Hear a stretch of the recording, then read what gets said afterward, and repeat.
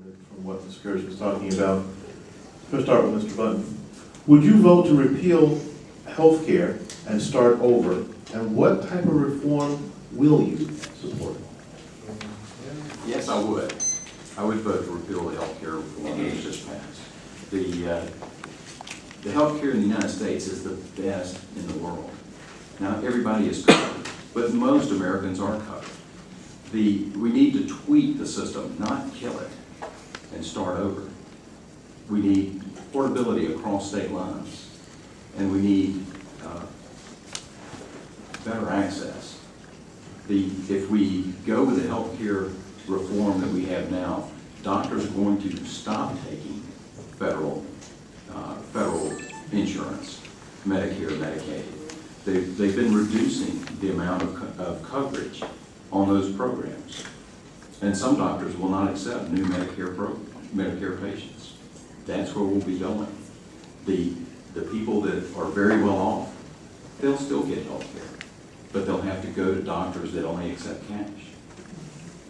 The health care reform that they passed is going to devastate our economy. Thank you. Thank you.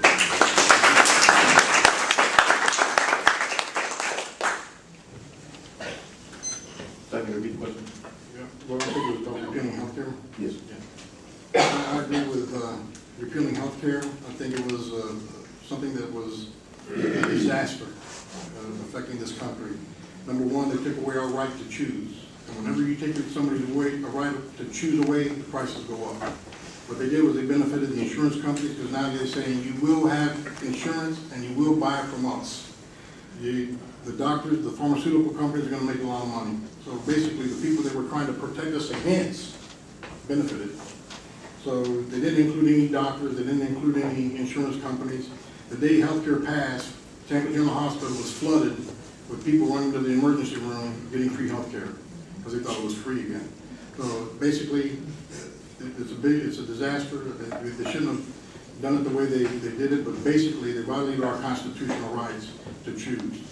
And that's the biggest issue right there. If I was going to look at healthcare, I don't have healthcare right now. My healthcare was $1,700 a month for me and my wife. I couldn't afford it. When I analyzed it, my medication was $180 a month, and my doctor's visit every 3 months is $75. So why am I paying $1,800 a month? So I canceled and I'm saving money. I think it's the same old thing as supply and demand. I think everybody needs to analyze it and look at it a little bit. But if you don't buy insurance, people, it's just like car dealers. You know, if the buyer goes away, the prices come down. So I took that initiative and canceled my insurance. Am I taking a chance? Yes, I'm taking a chance. But that's a chance that I'm going to take. It's my right to choose that chance. Now for the federal government to say, all right, we're going to have to give them our checking accounts numbers so they can take automatic withdrawals. I don't think so. You know what people are going to do? Bill says, and the audience says, I'm just going to cancel my checking account. So basically, when the government has a way of forcing things on us, the people have a way of cheating or looking the other way or doing something underground. So I think they created a big fiasco for no apparent reason. 45,000 people are going to die a year because they don't have health care. Well, if it's going to start in 4 years, that means 180,000 people are going to die before it ever starts. They're not taking over bodies out there. So I just don't agree with what's going on.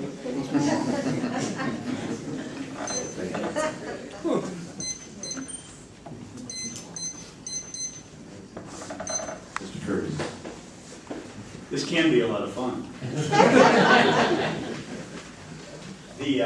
First of all, let me see if I can get you all to agree with me. You don't have to show of hands or anything, but I believe healthcare needed to be reformed. I'll just make that statement. Okay? But let me tell you also that the only thing that was immediately reformed when that healthcare legislation went into effect was education. The only thing. This healthcare legislation accomplished exactly the opposite of what it was intended to do. So, repeal, defund, whatever we can do. First of all, as was pointed out, it's unconstitutional. I'm not an attorney, but I did sleep at a Holiday Inn Express.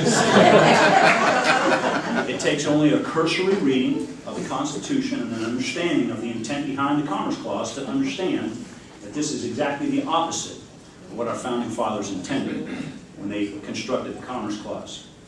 I'll give you 4 things very quickly that I would do in order to achieve real healthcare reform that would affect you and I today, immediately in our pocket. First and foremost, we would attack the fraud, waste, and abuse that everyone acknowledges exist in this system right now.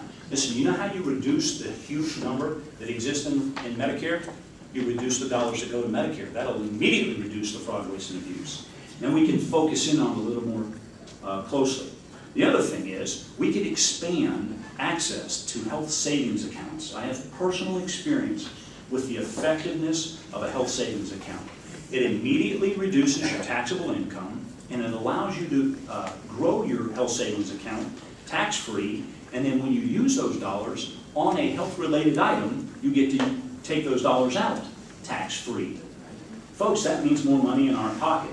That can only be a good thing. The next thing is, we have got to eliminate the barriers to interstate commerce when it comes to healthcare insurance. That is exactly what the Commerce Clause was intended to do way back.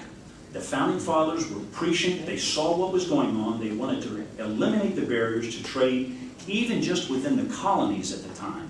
And so they erected the Commerce Clause and said, we will make sure that there aren't any tariffs or restrictions to trade across state lines. This legislation erects the barriers. If we were ever going to build a fence, we should build it on the border, not in between states. Yes. And then the last thing is, and again, it results in an immediate effect to you and I, and that is give individuals who buy their own health care insurance the same tax treatment that businesses get with respect to the deductibility of the insurance expenses. Again, folks, that puts dollars in yours and my pockets. It's only a good thing. Thank you.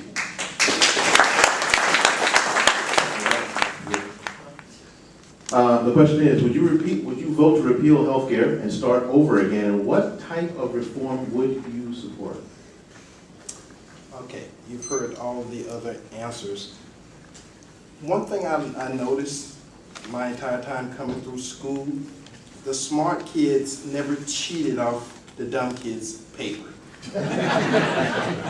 For healthcare, we're looking at all the other failing world markets and world economy and say, well, they got this system in Europe, and they got this system in England, and they got this system in Canada. All those systems are failing. The first time I went to Washington, I heard someone, I was walking in one of the House chambers, and someone said the most horrific words you can hear. Someone knocking at your door and saying, I'm from the government and I'm here to help you. They say, grab your stuff, lock your door, and run as quickly as you can. The government do not help you. It is not their job, it's not their position, and for some reason or another, they have developed this technology and this mentality, and they pass it on to the citizen that we can solve all your problems. That is not their job. The first thing about the health care bill, it solves no problem.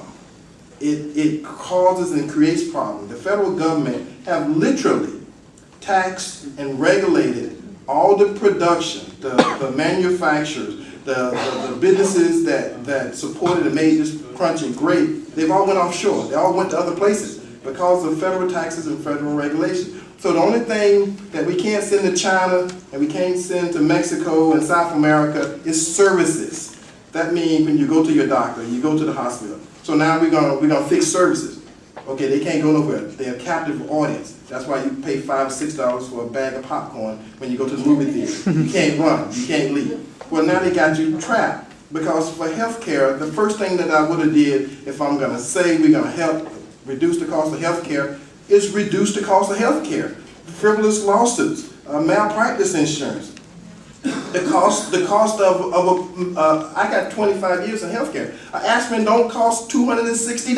I'm sorry, I'm here to tell you that. When they're paying $260 is because they're already giving health care to someone who cannot afford it and have never been able to pay for it. That's a part of the system. That's how the system works. Yes, it needs to be repealed because what it did was it was just another way of the federal government stepping in and taking and controlling another segment of the economy of which they should have never started to begin with. They don't solve any problem. They're not going to make your life any better, and now they're going to put you in jail.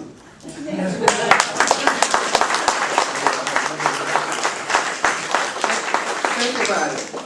In Europe, they eliminated the debtor's court, and we created one right here in America because if you get sick and you can't pay, they're going to put you in jail.